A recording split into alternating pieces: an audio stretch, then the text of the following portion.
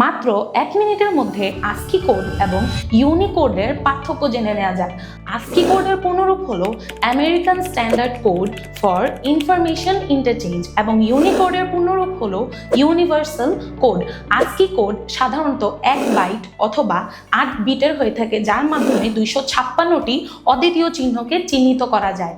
আর Unicode 16 bit অথবা 2 বাইটের হয়ে থাকে, যার মাধ্যমে 2 টু দ্য পাওয়ার 16 অর্থাৎ 65,536টি অদ্বিতীয় চিহ্নকে চিহ্নিত করা যায়।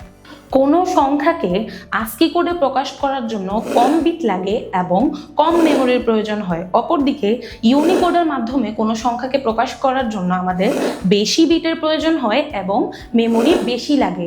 তবে ASCII কোডে বিশ্বের সকল ভাষা ইনক্লুডেড নয়, কিন্তু ইউনিভার্সাল কোড বা ইউনিকোড দ্বারা আমরা বিশ্বের সকল ভাষাকে প্রকাশ করতে পারি।